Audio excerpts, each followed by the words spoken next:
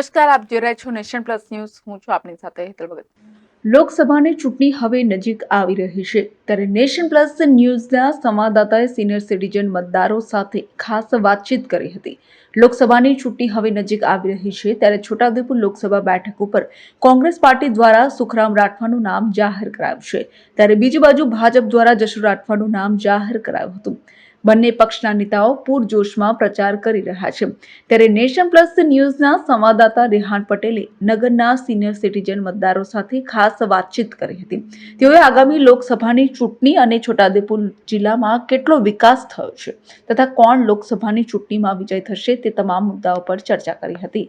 લોકસભાની ચૂંટણીને ધ્યાને લઈને છોટાઉદેપુર લોકસભા મત વિસ્તારના મતદારોનો મિજાજ જાણવા માટે આજે છોટાઉદેપુર નગરના સિનિયર સિટીઝનો પાસે આપણે પહોંચ્યા છે. આપણે એમની સાથે સીધી વાત કરીશું. કાકા, શું કહેશો? લોકસભાની ચૂંટણી નજીક આવે છે, આપે ઘણી સરકાર જોઈએ છે, શું કહેશો? સરકાર તો જોઈ છે અને એમને જેમ અનુકૂળ આવે છે એ પ્રમાણેની કામગીરીઓ કરે છે, પણ છતાં હજી પબ્લિકમાં એનો પૂરેપૂરો સંતોષ નથી. એને હવે પછીની આવનાર સરકાર હજી એમને વિકાસ થાય એવું ઈચ્છી રહી છે. આપણે ઘણી સરકાર જોઈએ છે, આ અગાઉની સરકાર પણ જોઈએ છે, હમણાંની સરકાર પણ જોઈએ છે, કેટલો ફરક લાગે? ફરક તો હવે પોતપોતાના મેનિફેસ્ટો પ્રમાણે કામગીરી કરી રહ્યા છે, પરંતુ અત્યારે તો ફરક ઘણો જ દેખાય છે. કારણ કે અત્યારે અમુક બાબતોમાં વિકાસ થયો છે પણ અમુક બાબતોમાં વિકાસ અટકી પણ ગયો છે.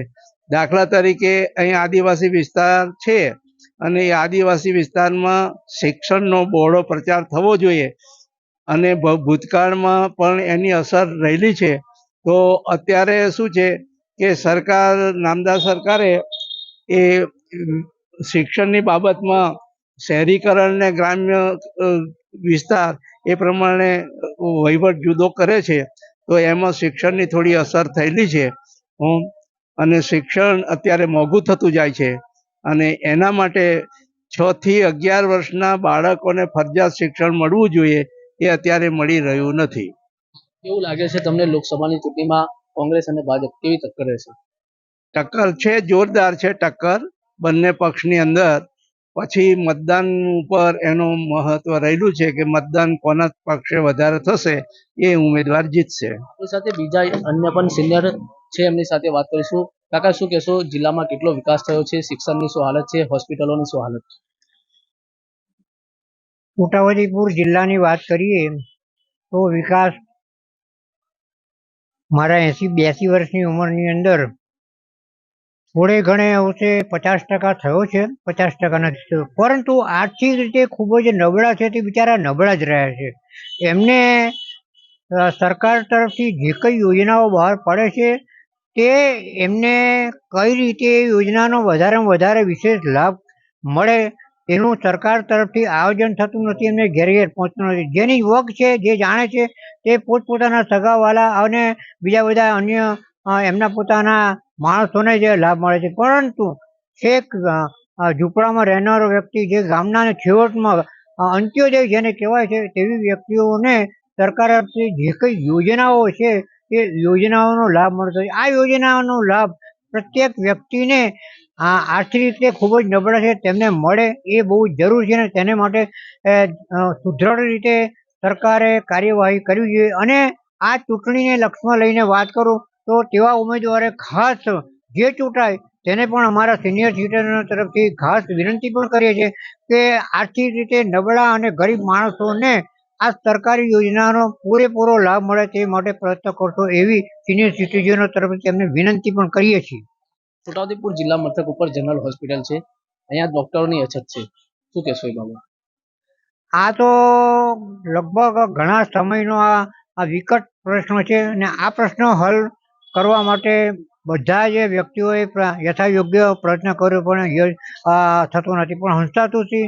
અને પક્ષોની રીતે અગર તો બીજી અન્ય બધા પરિબળો ભાગ ભજવે છે, એટલે આમાં એવું કહી ના શકાય કે કોણ કેટલો ભાગ ભજવે છે. પરંતુ હવે પછીનું આ મહાપર્વ ઉજવી રહ્યું છું ત્યારે જે કોઈ વ્યક્તિ એમાં ચૂંટાય તે આ છોટાઉદેપુર જિલ્લાના એક સરસ અદ્યતન સાધનો સહિતનું જે દવાખાનું રેફરલ હોસ્પિટલ અમલમાં આવ્યું છે તેની અંદર ડૉક્ટરો પ્રાપ્ત થાય અને આર્થિક રીતે નબળા રીતે વ્યક્તિઓને દર્દીઓને પૂરેપૂરી સુવિધા પ્રાપ્ત થાય અને સારી રીતે તંદુરસ્તી જળવાય એવી પ્રયત્નો કરે એવી સિનિયર સિટીઝન તરફથી જે કોઈ ચૂંટાય ઉમેદવારો તેને અમે વિનંતીને અપીલ કરીએ છીએ. મતદારોને શું કહેવા માંગો છો? મતદાન થવાનું છે, મતદારો શું અપીલ કરવા માંગો છો? મતદારોને મારી ખાસ સિનિયર સિટીઝન તરફથી વિનંતી છે કે તેઓ આ મહાપર્વને ઉજવણી ચોક્કસ કરે અને એ ઉજવણી એમના પોતાના મત આપીને જ કરી શકે છે. માટે દરેક જે નાગરિકત્વ ધરાવે છે જેને અધિકાર છે મત આપવાનો તેઓ તમામ વ્યક્તિ સ્ત્રી પુરુષ અને યુવાન વર્ગ આ મતદાનનો પૂરેપૂરો ઉપયોગ કરી આત્માના અવાજ પ્રમાણે એને લાગે ત્યાં આગળ મત ચોક્કસ આપે જ. આપણા સાથે બીજા અન્ય એક સિનિયર છે, એમની સાથે વાત કરીશું. કાકા, છોટાઉદેપુર જિલ્લામાં રોજગારીનો સૌથી મોટો પ્રશ્ન છે, શું કહેશો? છોટાઉદેપુર જિલ્લામાં રોજગારીનો બહુ મોટો પ્રશ્ન છે.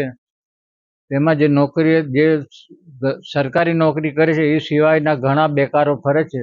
તો એને માટે બહુ અગત્યતા હવે જે પણ ચૂંટાય એ લોકોને મારી નમ્ર અપીલ છે કે તેઓ રોજગારી માટે તો 100% ટ્રાય કરે એવી મારી એક અંતરાત્માની તમને પ્રાર્થના છે એ લોકોને.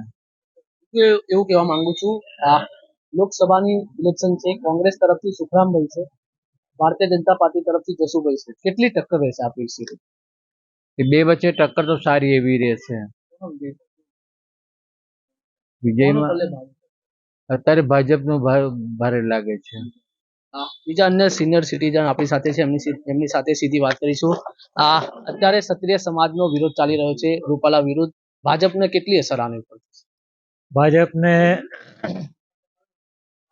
જો આપ ટીવી માધ્યમથી જણાવી શકું તો પહેલો એક તો આભારી છું કે ભાજપને ક્ષત્રિય સમાજની તરફથી જે પણ વિરોધ દર્શાવવામાં આવેલો છે એ વિરોધ જે ખરેખર થયેલો છે એ કાયદેસર છે. જેણે કોઈ સામેવાળા કોઈ વરિષ્ઠ હોય આટલા ઉંમરવાળા બોલવું ન જોઈએ એવું બોલી ગયા છે અને હજુ સુધી મોવડી મંડળ પરથી કે ઉપરી ટોપ પરથી આને કોઈ સૂચના આપવામાં આવી નથી અને તેથી કરીને હજુ પણ નાના નાના ગામડાઓ પણ ક્ષત્રિયો બધા આવેદનપત્રો આપતા થઈ ગયા છે કે જો આ નહીં બદલાય તો અમે ભાજપને પણ વોટ આપીશું નહીં ને આપવા દઈએ પણ નહીં એવું જાણવા મળેલ છે.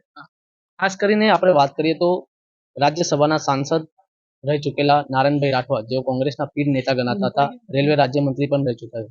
તેઓના પુત્ર સંગ્રામસિંહ રાઠવા સાથે તેઓ ભાજપમાં જોડાયા છે. આનેથી છોટાઉદેપુર લોકસભા બેઠક ઉપર કેટલી અસર થશે? આ તો બહુ અઘરો પ્રશ્ન કરી નાખ્યો તમે મને. એક મારા ક્લાસમેટ હતા બંને, નારાયણભાઈ અને મંજુલાબેન, જેથી એમનો સંગ્રામ મને મામા પણ કહે છે અને કાકા પણ કહે છે. નારાયણભાઈએ જે પણ કંઈ કર્યું એ કેટલા અંશે સાચું ને ખોટું એ તો એમનો અંતરાત્મા સારી રીતે જાણે છે. પણ એક વસ્તુ જરૂર હતી કે કોંગ્રેસમાં રહ્યા પછી અને કોંગ્રેસનું સુકાન એમના હાથમાં હતું તો થોડુંક ભાર દઈને લડ્યા હોત કે રજૂઆત કરી હોત તો આ દેશના આપણા છોટાઉદેપુરના આદિવાસીના કામો સારી રીતે થઈ શકતા.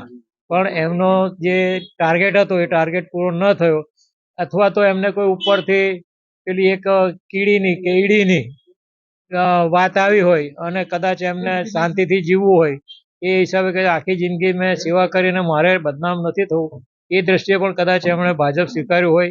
પણ છતાંય ભાજપમાં ગયા પછી ભાજપવાળા નેતાઓએ એમને ખરેખર સોમાનભેર આગળ બેસાડવા જોઈએ. તે હમણાં એક મિટિંગમાં સ્ટેજ ઉપર એમને બધાની પાછળ બેસાડ્યા, જે તમામ અમારા વિસ્તારના આદિવાસી ભાઈઓને પણ નથી ગમ્યું અને અમને પણ નથી ગમ્યું કે આ એક આટલા પીઢ માણસ અને સારી એવી સળંગ નેતૃત્વ ધરાવનારા અને એ માણસને વેલ એજ્યુકેટેડ પર્સન કે જેને તમામ પ્રકારના નોલેજ છે, જે આજના બહુ ઓછા નેતાઓમાં છે, તો એની જગ્યા એને જ્યાં હોવી જોઈએ ત્યાં એમને માનભેર એમની જગ્યા આપવી જોઈએ એવું મારું મંતવ્ય છે.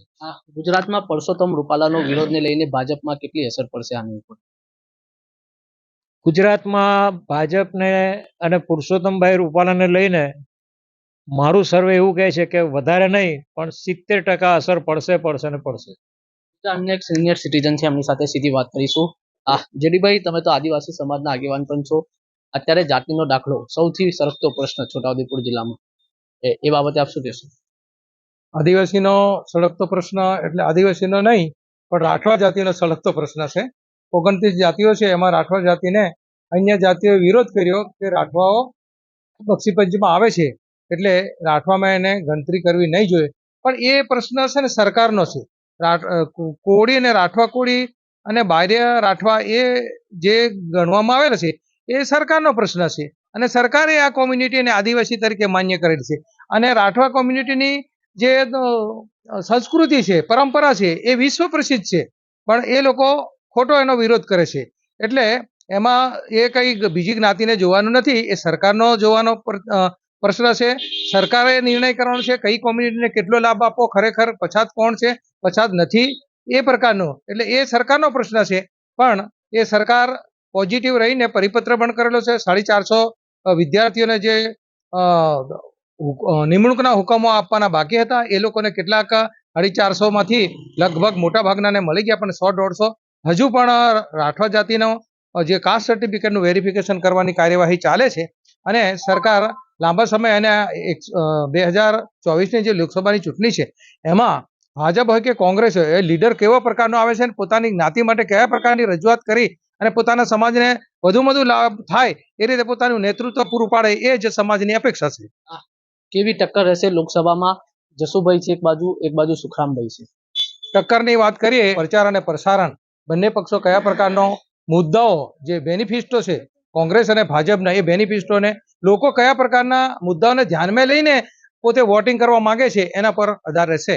તમે અત્યારે એવું કીધું જાતિના દાખલા મુદ્દે કે સરકાર પોઝિટિવ છે, તમે પણ લડત લડતા આવ્યા છો. ભાજપ, કોંગ્રેસ કે આમ આદમી પાર્ટી એક મંચ પર આવી ગયું હતું, પરંતુ સરકાર હજુ સુધી તેનું નિરાકરણ નથી લાવતી. એની દરખાસ્ત તૈયાર થઈ ગઈ છે, પણ ગુજરાત ગવર્મેન્ટમાંથી જે પૂર્તતા કરવાની છે એને સેન્ટ્રલમાં મોકલવાની છે. એટલે હવે 2024ની જે ચૂંટણી છે એમાં કયો સંસદ કેવા પ્રકારનો આવે છે અને કેવી એમનું નેતૃત્વ પૂરું પાડે છે એના પર આધારિત છે. તો આ હતા છોટાઉદેપુર નગરના સિનિયર સિટીઝન મતદારો.